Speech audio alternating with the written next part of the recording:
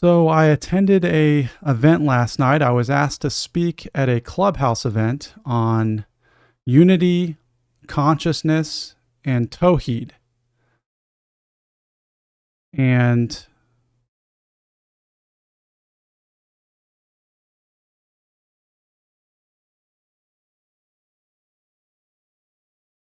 it was a discussion where everybody was sitting around talking about whether or not God existed, whether or not God was everything, um, and ways of understanding it. And leading up to the event, my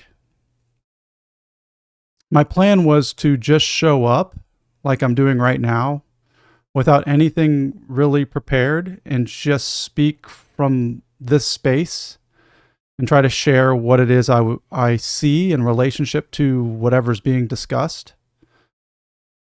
And probably like 3 hours before the event, I started researching Tawheed, and I learned about this Islamic principle, this Islamic foundation of recognizing, and this is in regards to Islam, recognizing that the one God, the one perfect God, that is beyond creation, the Creator, that is not us, but has created us. And the concept of Tawheed is a complete willingness to surrender and submit to this omnipresent, all-knowing God who holds your own destiny. That destiny is created, and our lives are directed by this force, this entity. And I wanted to be prepared for the discussion. And I did my research. And as I was doing my research, I understand unity, consciousness. I didn't understand Tawheed. And so I attempted to write something, or I did write something, to try and connect the concept presented of Tawheed with my experiential understanding of what this is and what my life has, what I've discovered through the process of experiencing my own life. I wanted to try to figure out that my brain tries to connect things and take things and organize them in a way to create something unique, or at least something palatable. It's a bit of a game that my brain likes to do, or I used to like to do in the past. And I saw it active yesterday as I was preparing for this discussion. And what came forth was, a 3 to 5 minute essay about surrender, the Islamic concept of Tawheed, how it's applied in my own life, how I've experienced that type of relationship with the divine, and then how it's integrated with my non-dual understanding and framework experientially. And so the meeting starts, and everybody introduces themselves, and everybody starts talking and sharing their opening statements, and it gets to me, and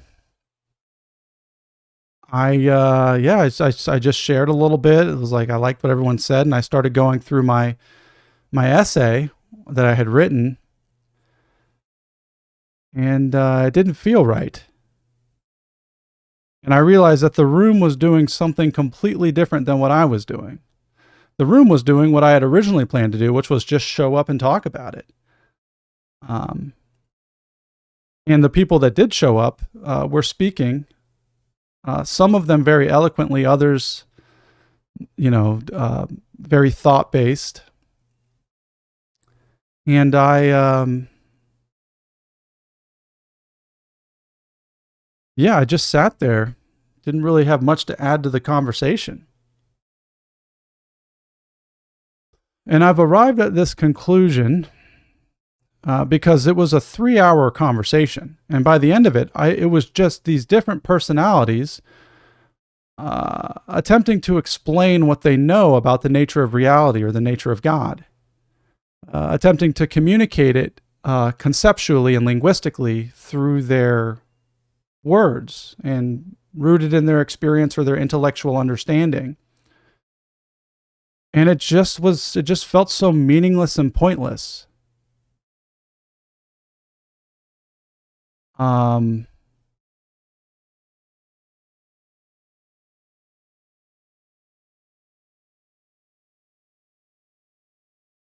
There's nowhere to go with thought. There's nowhere where to go with concepts or logic in an attempt to understand whatever it is that's speaking this or breathing this or expressing this. There's no free will.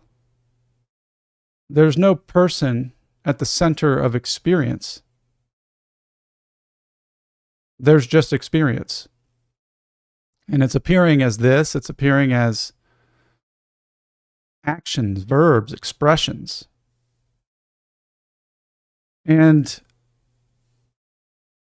yeah, I've really had a weird go of it the last 10 days or so. Because having said that, I also am aware that I am a person. Like, there's a body here, and there's a face and eyes and glasses, and upstairs sleeping is my partner, and I brought my son to school this morning, and I'm going to go to work here in about 30 minutes.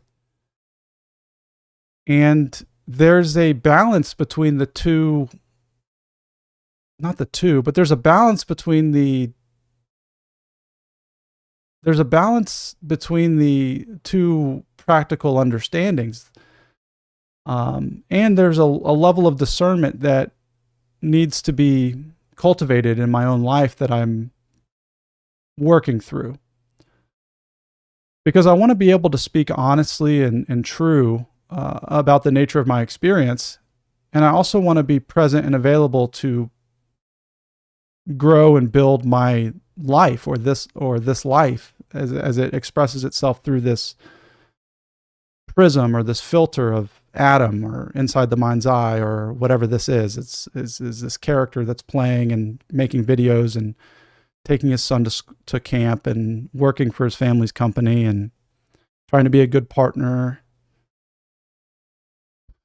And the question that I had at the end of that meeting was like, why does it feel like there's this friction, there's this continual growth and development of this character? Because the main question was, what's the purpose and why any of this? And there really is no why for everyone, but there can be a why for you. There can be a why for the person who's actively living their own life.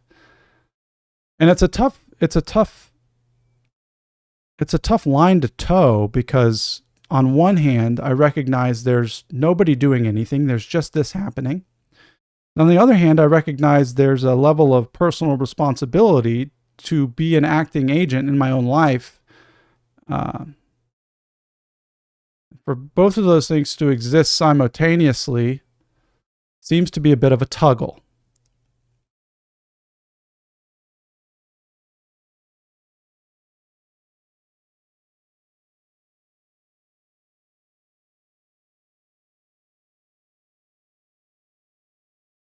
I noticed the last week or so, I started going to 12-step meetings again. I went to 2 over the weekend.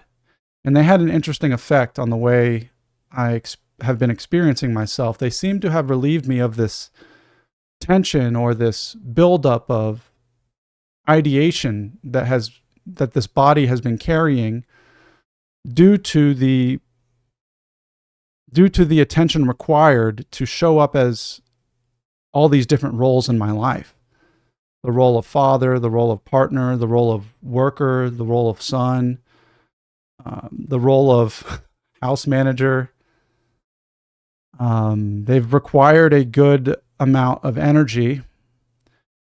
And because I have not been putting myself in a pointless position of service, I've built up ideas and concepts and ways of being in my own mind that have crystallized and had begun to create no good, very bad times, tension, stress, frustration, anger, depression.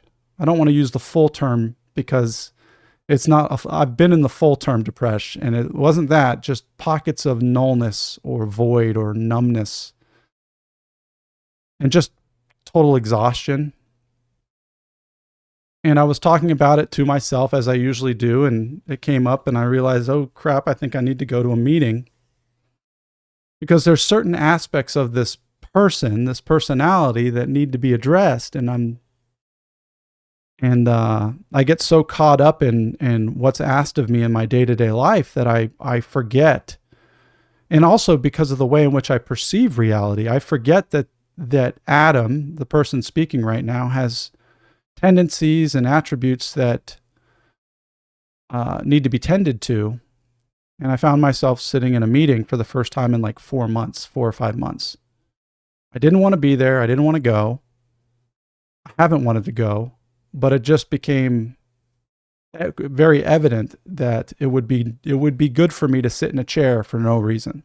It would be good for me to sit in a chair where the only purpose of that chair is to be an agent or a representative of service to something that's not me. That's what the 12-step community represents for me. It's just, when I showed up there, I had tons to say and I needed tons of help, and people were there sitting in those chairs, and people helped. And I helped me, and I learned how to grow, and I learned how to live. Well, I wouldn't say I learned how to live. I learned how to not die. I learned how to not kill myself. I hadn't yet learned how to live. It was years and years into sitting in those chairs and breaking free from those chairs and really exploring things for myself, where I finally learned how to live. But that foundation was set, and that foundation was set because people sat in those chairs and they were available for no reason other than just a willingness to share the message and continue the process of recovery for whoever may ask for that help. And so I ended up sitting in that chair Saturday night, and it didn't feel remarkable. I didn't feel a strong sense of peace or serenity. I didn't feel like I could exhale finally. I was just sitting in a chair listening to people talk about alcoholism in their lives and what they're working through and why they're there. I was asked to share. I did share. It was completely unremarkable. It was just a meeting. But then something curious happened the next morning. I woke up.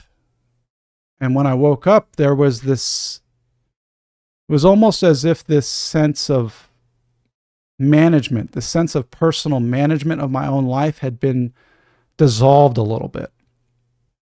And I found myself sending text messages to my friends who were dads, wishing them happy Father's Day. And I sent this nice message to my brother-in-law and was like, yo, I'm so glad you're my brother-in-law. And these things just happened. It was completely not how I've been experiencing myself over the last few months. A week ago, before that meeting, the idea of messaging anyone at all for any reason was like completely unbearable. I would not of interest. But after sitting in that space, after putting myself in a position of service,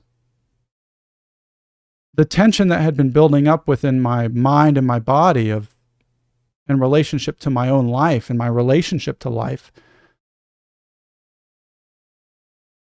had been relieved somewhat.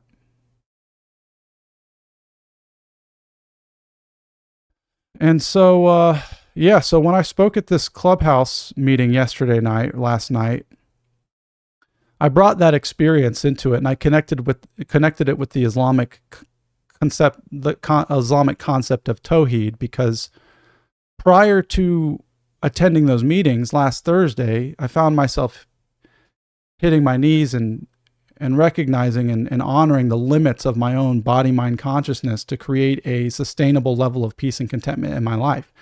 And this has happened many times through the course of my recovery, through the course of my growth as a person or as a being on this planet. My self-will is so strong, my thoughts are so strong, my energy, my ideas, my perspectives, they get so strong that it ends up crushing me from the inside out. And I find myself having to hit my knees like I did when I first got sober and say, I can't, you can. I just can't. And that's what happened the day before I went, or the day before, the morning of, I started going. I went to those meetings, and so I was able to really understand the Islamic concept. And I felt through sharing my story or my experience while connecting it with my experiential understanding of the nature of things, it could create some sort of cohesive expression that might service the conversation in some way. And it didn't. Fell flat. Wasn't very interesting. I wasn't able to get through it. But by the end of the conversation, I was sitting there going, "What the hell are we even talking about?" Everybody seems to think they know what the hell's going on, and none of us know what the hell's going on. And so I've come to the conclusion, for now, that an intellectual pursuit, a conceptual pursuit of understanding the nature of things is not possible. I've come to the conclusion once again that my own thoughts, my own ideas, my own perspectives about what this is or how this is does not actually serve this, that this is completely fine as it is. And the only real responsibility I have is to show up and try to be as helpful as I possibly can for whatever the moment is asking me to be.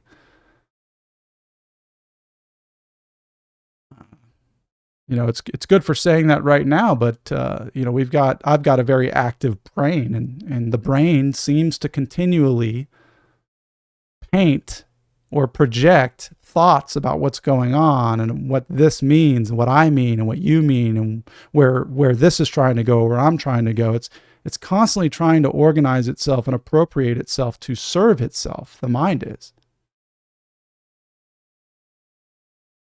But that's not liberation. That's not freedom. That's not peace, contentment, and serenity. Those things occur because of the absence of the mind, the absence of perspective or point of view or belief or concepts about who this is or what things are.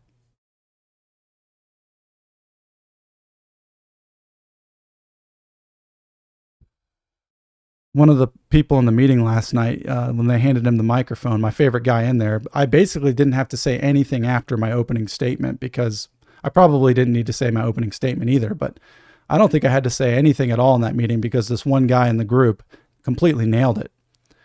He spoke from an experiential state of awareness. His opening statement was basically like, since I've got 5 minutes, I'm going to take some time to sit here and breathe. And he sat there and it was silent for like 5 to 10 seconds. And it was nice. It was probably the best part of the entire conversation. So my plan for today was, there was no real plan. I had written down last week, or I had been playing around with the idea of just sitting here in silence and seeing what happened. And once again, I still managed to write something down and speak about something, or attempt to speak about something intellectually. I'm still in a process of, it seems I'm still in a process of integrating my understanding with my own life. And there's a lot of work left for me to do. So,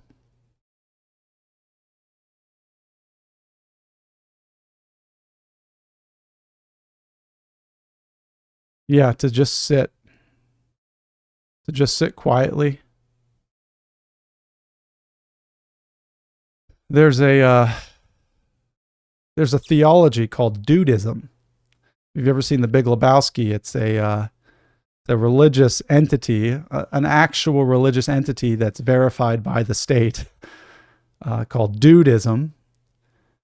And the idea is it's rooted in the philosophy of the dude from The Big Lebowski. One of the key tenets of this philosophy, and I am an ordained Dudeist minister. I obviously have not been practicing, and I need to start practicing. But one of the key tenets of Dudeism is, do you have what it takes to take it easy?